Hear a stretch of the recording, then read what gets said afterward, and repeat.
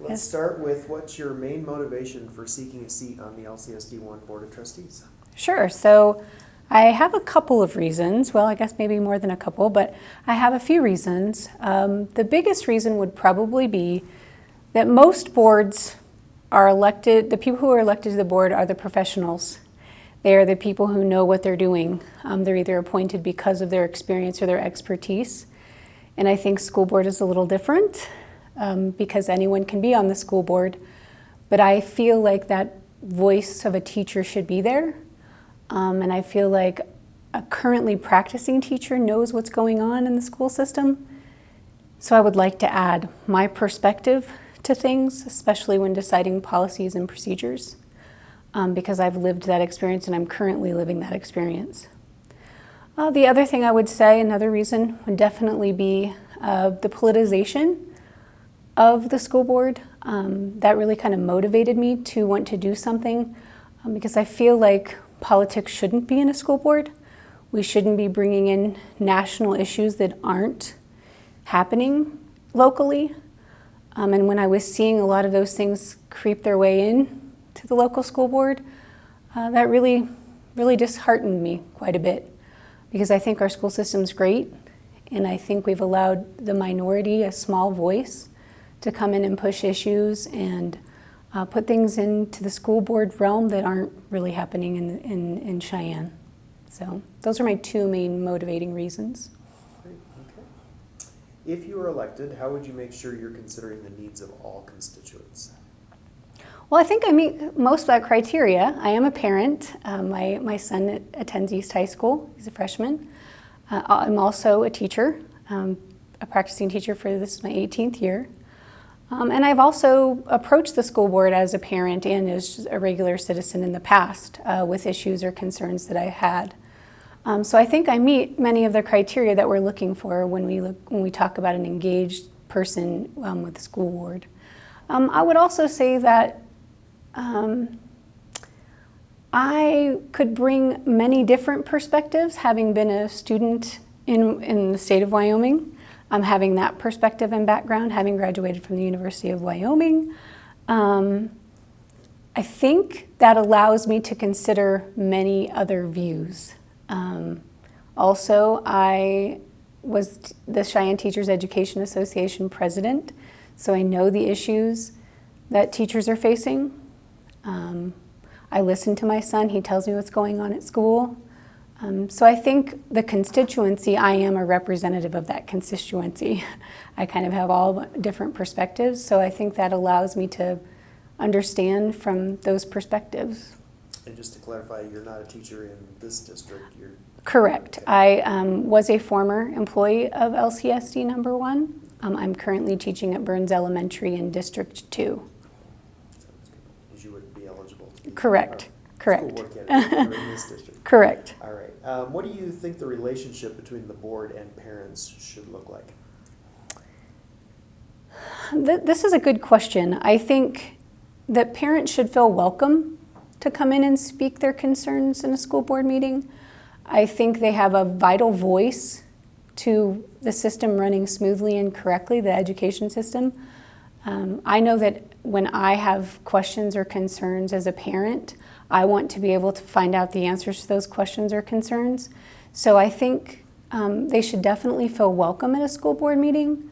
But again, I think those conversations need to be civil. Those conversations need to be seeking an answer rather than demonstrating anger or possibly what I would refer to as political theater. So I think they should definitely feel welcomed and be listened to, but I think there definitely needs to be a level of civility at school board meetings that unfortunately we have seen not so much of. So. And then you mentioned that and what's been happening recently. What should the rules of engagement be at school board meetings, and do you agree with how LCSD1 runs its meetings currently? Right. So I think there's a reason why many boards and groups follow Robert's Rules of Order. They give you, when you have issues, there is a step you can follow. I think the school board has done a nice job of following those rules, and I think we should continue to use those as our guidance. But I also think, there are times when you can suspend the rules to do certain things that are necessary. So I do think that for the most part, they are well run. I'm not sure. I'm still on the fence about the comment procedures. I feel like it does need to be more open. I'm not sure signing up in advance, a week in advance, is necessarily the best way to handle public comment. So I think as a board member, that would be something I would want to review with the school board to figure out how we can best approach that, because I'm not sure I agree with the current way it's done. So that would definitely be something to look at. How about the time limits that are placed on members of the public?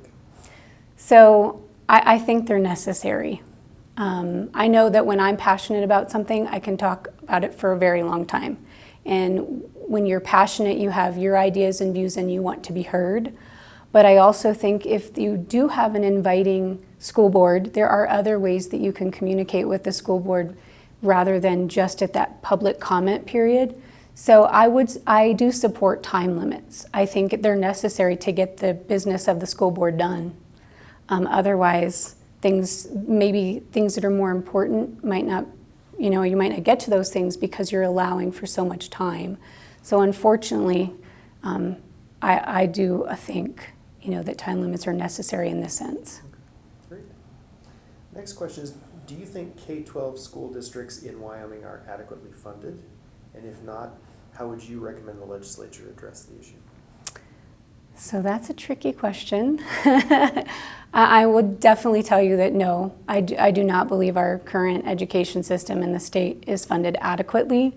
And I think that's evident just from the constant lack of funding for statewide for school districts, because things, as we know, get more and more expensive. And so to not pay attention or to not increase funding, we are where we are right now because of that. And I think it's also evident with the current lawsuit that the Wyoming Education Association has against the legislature. The reason I say that question's tricky is because what do I do about it? Well, as a school board member, unfortunately, there aren't many things that I can do about it. The biggest thing I can do about it, though, it would be make my voice heard by contacting my legislators and also writing letters to them, showing up to the legislative session, doing those types of things so that my voice is heard, to let them know that I don't think they're adequately, that it's not adequately funded right now. So if I'm not sure I want to tackle what I would do to fix it, because I think in my role as a school board member, I can't prescribe what needs to be done. I can only suggest areas where we need improved funding. Do you support LCSD 1 joining that lawsuit against the state? I do. If you're elected as a board member, Jenefer, what would be your budget priorities for the district? So the largest portion of any budget is personnel. And I think it would be remiss to say that we don't need to increase funding for teachers and support staff.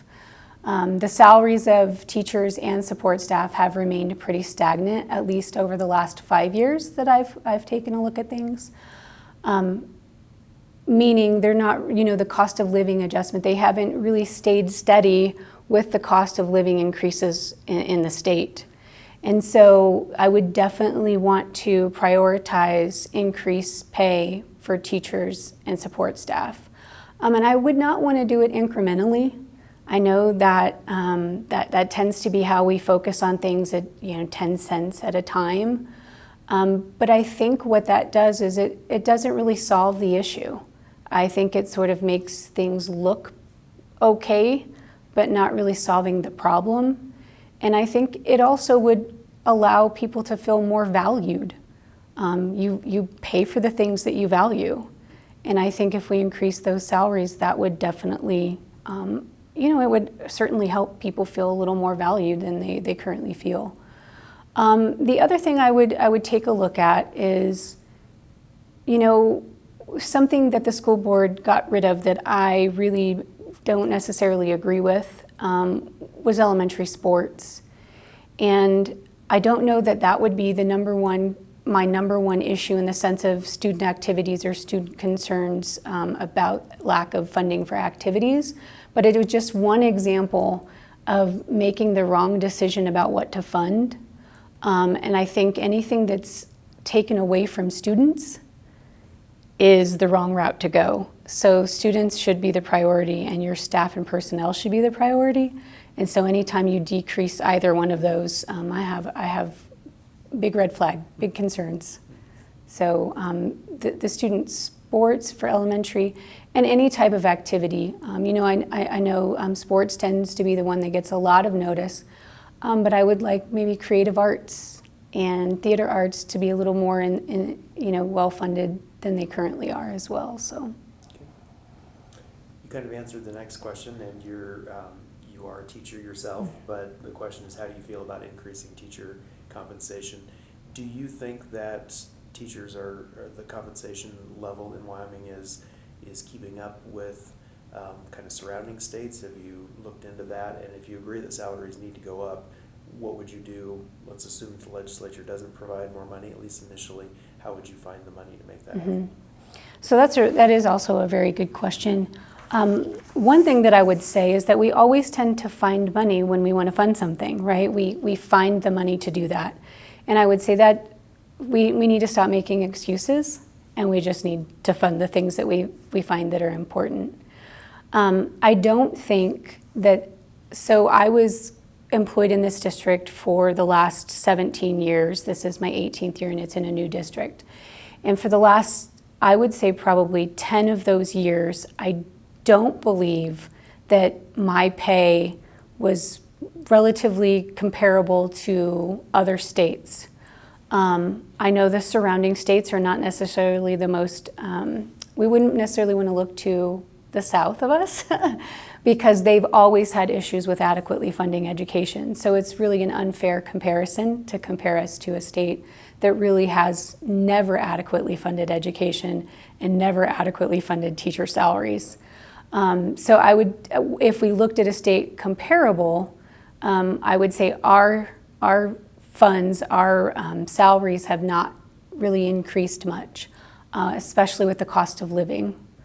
There are a couple of areas that have increased that I have concern about, and that would be where we are spending those increases. When we do increase something, it tends to be more at the top, so superintendent salary, assistant superintendent salary, administrative salary. And once again, I feel like the teachers and the support staff sort of get left behind. They get the smaller pay increases, those types of things. So in the sense of what would I do, I would definitely look at the overall spending and where we have increased over the last 10 years and maybe where we need to increase that we haven't. And I would just go for the change. No more messing around. Just do what you say you want to do. I hate to use the phrase, and I've used this many times, but if you show me your budget, I'll show you your priorities. And I feel like that's 100% accurate. That is, we always tend to find the funds if we find it important. So let's just do what we feel is important. Okay. How much freedom do you think teachers should have with regard to teaching the district's curriculum? Well, teachers are professionals, and many of us have education equivalent to doctors and lawyers. We are consistently going and learning more on how to be better educators. And so I think that the best answer for me to give to that question is trust the people that you have hired and given that trust and investment in to do their job. And how do you feel about the teaching of racial discrimination as part of U.S. history? So racial discrimination is part of our history. Those are facts. And I will always advocate for teaching historical facts. And we shouldn't shy away from those. We want students to be critical thinkers and to analyze situations. And you should present those situations to students so they know how to deal with them and they know how to critically think about them. So I absolutely think we need to teach that. We should not shy away from controversial issues such as, well, it shouldn't be a controversial issue. Essentially, I think we've seen that it's become one when it shouldn't be because it is historical fact. And when you talk about the controversy, obviously you're talking about critical race theory and the national conversation. You've been in the district for a good many years. Have you seen critical race theory being taught, or do you think it is, or do you think it even is part of the conversation? And if it should be taught, then in what way should it be taught? Right, so I think this is another example, as I mentioned before, of a national issue coming into local school boards that don't need to be here. It's not, I've never taught it. I don't teach it. But I think that there's definitely a misunderstanding about what critical race theory is. It is not any discussion about race. It is not me having a conversation with elementary students about Dr. Martin Luther King and discussing those issues. That is not critical race theory. Any time you speak about race does not mean that you're indoctrinating students or teaching them critical race theory. So I think there's a lot of misconceptions about what critical race theory is. But I can tell you it's not being taught in LCSD #1 schools, and I have never taught critical race theory. Okay. All right, next question is, do you support an opt-in or an opt-out policy for kids checking out books from school libraries, and why do you have that opinion? So I've had the experience as a teacher of the opt-out policy, where, we were teaching a 10th grade English book, and a student was not comfortable with that subject of the book, and it was handled with myself, the student, and the parent, which I think a lot of our issues or a lot of concerns are often solved that way, at the very minimal, lowest level. And the opt-out policy allows for that to continue to happen. And I don't even necessarily know that you need to go to the opt-out policy if you feel that comfortable and have that conversation with the instructor or the teacher, because most likely the teacher is going to say, oh, I completely understand. And in my case, that's what happened.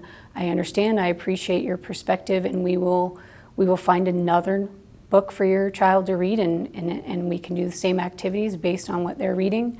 And so I think that the opt-out policy is working well, and it's doing exactly what it's designed to do. Your example was with you as a teacher. If the students are just going to the library, if they have an open library period, how should parents handle what their kids are able to check out at the library? Right. So the first thing that I think, another misconception that has unfortunately made the headlines, is that certain books are available to elementary students.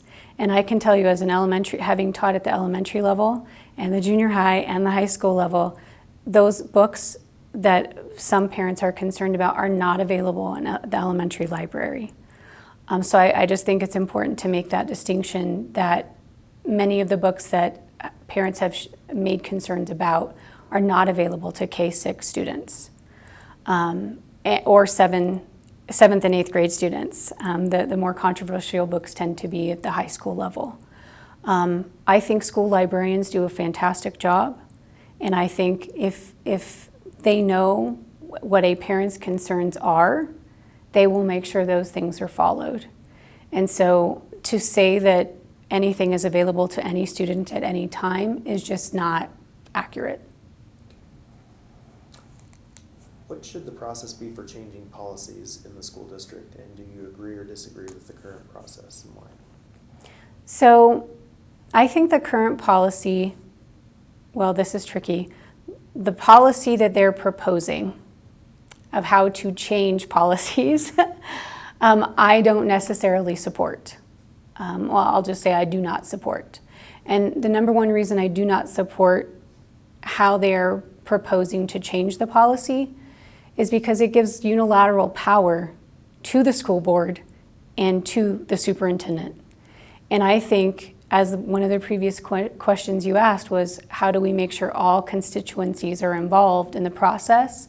I think if you change to what the current proposal is, you leave out a lot of people in the process. The Policy Advisory Committee is one of the things they're wanting to get rid of. I disagree with that. having been on the policy advisory committee at one point in my career, I know the validity and I know how important it is of that process. So I don't think we need to get rid of that, and I also don't agree with the current proposal of how to change how we make policy. What I would do about that, if elected, well, I think that would be a great conversation to have with the school board. And as someone who has a couple of different perspectives, as a teacher and as a parent, I definitely think sometimes those things are overlooked when we make a policy because we want to make things more convenient or easier for certain people. And I don't think this is one of those areas where we need to mess with things. Okay. Jennifer, that's the end of our prepared questions. What other issues would you like to address with the board or let people know about that's on your mind? Let's see. There's a couple of things. The one that I most recently has been on my mind has been early childhood education and civics education, those two components of curriculum. And I know that, school board members have an interesting role when it comes to that area, but I think we also could be more supportive of good early literacy programs. Something that concerns me a great deal, and when people talk about test scores, one of the things that I've really seen as I've worked with students even the last couple of months is that they're really struggling with phonics instruction and phonemic awareness. And that's across the board. That's no one specific grade level. That is an area where many students in each grade level, kindergarten through sixth grade, are struggling. And I think once you see something that starts to form a trend, you need to do something about it. And we can't just, focus only on standardized test scores and things like that. We really do need to hone in on what may be causing the issue. And the other thing is I'm very concerned about the lack of civics education. Again, this would be something I could go to the state legislature about because I think that's something that's necessary and that we really should fight for. Because as someone who is civically minded and civically engaged, when I was in high school, that's where I started to learn, form my opinions. That's where I started to learn how to disagree with people in a civil way and practice civil discourse. And as we can see from national situations, that's really something we're lacking. And I think if we don't do something about it while children are younger, we get to the point where we are right now, the division and the lack of common ground or even looking for common ground. So those are just two areas that might be more from the teacher perspective that I worry about. That are we giving students what they need? Are they really getting the best education they can? Which I would say they're getting a great education, but there's always room for improvement. So. Sounds good. Anything else you wanted to address with this? I don't think so. Thanks for having me. Yeah, appreciate it. Thanks for the time. Thank you.